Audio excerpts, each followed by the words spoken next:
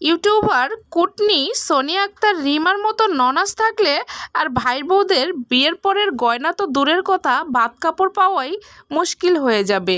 Sweden প্রবাসী রেহানা ব্লগের রেহানা আপু তার অপমান অপদস্থ সহ্য করতে না পেরে বাংলাদেশ ছেড়ে পালাচ্ছে সুইডেনে। মিথিলা সুজনকে নিয়ে যে বিস্তারিত গল্প করেছে, সাজানো নাটক যে, তা বিস্তারিত থাকছে আজকের ভিডিওতে। আসসালামু আলাইকুম প্রিয় দর্শক, আপনারা সবাই কেমন আছেন? আশা করি ভালো আছেন। আমরাও আল্লাহর অশেষ রহমতে ভালো আছি, আলহামদুলিল্লাহ। আজকে ইউটিউবার সোনিয়া আক্তার রিমাকে নিয়ে কিছু কথা বলবো। সে যে পলিটিশিয়ান একজন নেত্রী। সোনিয়া আক্তার রিমা রেহানা ব্লগের রেহানা আপিকে যে পরিমাণ ক্ষতিগ্রস্ত করেছে, তার কিন্তু আল্লাহ পাক কোনো কিছুর কমতি দেয়নি। তার শিরোনাম দেখিয়েছে, এই শিরোনামই সোনিয়া আক্তার রিমাকে কিনে ফেলতে পারবে। তার ভিতরে তবুও কিন্তু বিন্দুমাত্র হিংসা বা অহংকার নেই।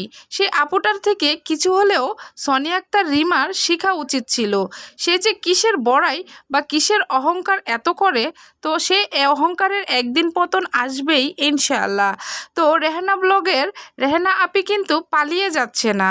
তার সুইডেন হচ্ছে অল ফ্যামিলি নিয়ে থাকে। সেখানে তাকে কাজ ক্ষেত্রে বা স্বামীর ক্ষেত্রে বা পরিবারের ক্ষেত্রে যেতেই হবে। তো তার রেহানা আপির পায়ের যোগ্য কিন্তু সোনিয়া আক্তার রিমা না। তো রিমা আপুকে একটা কথাই বলবো, সে অহংকার যেন একটু কমায়। অহংকার একদিন পতনের মূল হয়ে দাঁড়াবে। এত মানুষের অভিশাপ, এত মানুষের কান্না, জর্জরিত মনোভাব, এগুলা কোথায় রাখবে সোনিয়া আক্তার রিমা? এই পাপের ঘোড়া পূর্ণ হলে সোনিয়া আক্তার রিমাকে কিন্তু অবশ্যই রেডি থাকতে হবে শাস্তি পাওয়ার জন্য। তো রেহানা আপু কোথাও পালাচ্ছে না। তার কর্মস্থলে তিনি পৌঁছাতে পারলেই আমরা দোয়া করি সহি সালামতে পৌঁছাক, আর তার নেতিবাচক ভিডিও দেখার অপেক্ষায় থাকবো ইনশাআল্লাহ। আমাদের দেশে কিছু সংখ্যক মানুষ আছে, কাজকে হীরা ভেবে মাথার উপর উঠায় দেয়, কিন্তু কাজ তো কাজই। হীরা আর কাজের মধ্যে তফাৎটা কি আমরা কিছুই বুঝি না কিছু সংখ্যক মানুষ। আর সুইডেন প্রবাসী রেহানা আপার ব্লগ থেকে আমাদের অনেক বেশি কিছু শেখার আছে। তিনি নেতিবাচক কথা বলে, অন্যায়ের বিরুদ্ধে কথা বলে। তো সোনিয়া আক্তার রিমার ভিডিও দেখে আমরা কি শিখতে পারি?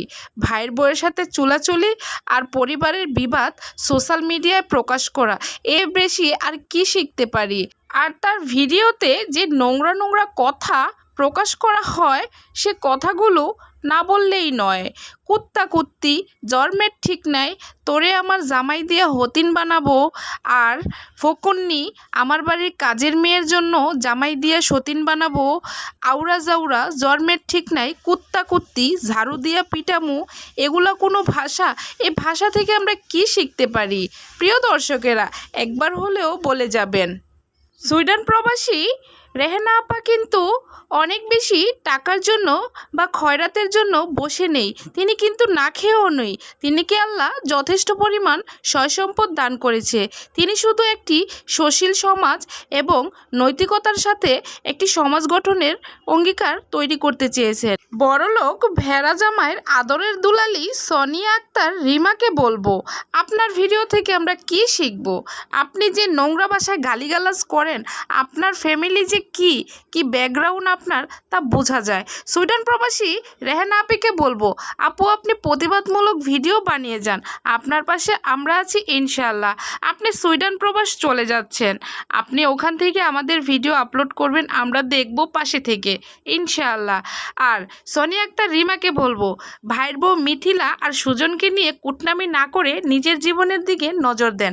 অভিশাপ এমন একটা জিনিস, অভিশাপ মানুষের জীবন ধ্বংসের পথে ফেলে দেয়। আপনার কি দিয়েছে আল্লাহ, নিতে তো এক সেকেন্ডও লাগবে না। তো আপনি অহংকার করবেন না। অহংকার পতনের মূল। অহংকার এমন একটা জিনিস, নিঃশেষ করে দেয় তাকে। তো আজকের ভিডিওটি প্রিয় দর্শকেরা এ পর্যন্তই রাখবো। ভালো লাগলে চ্যানেলটি সাবস্ক্রাইব করে পাশেই থাকবেন। আর এরকম প্রতিবাদমূলক ভিডিও পেতে আমার চ্যানেলটি সাবস্ক্রাইব করতে ভুলবেন না। কিন্তু আপনাদের পাশে নিয়ে আমি প্রতিবাদমূলক কথা বলে যাব ইনশাআল্লাহ। তো আজকে এই পর্যন্তই। পরবর্তী ভিডিও দেখার আমন্ত্রণ জানিয়ে বিদায় নিচ্ছি। আল্লাহ হাফেজ।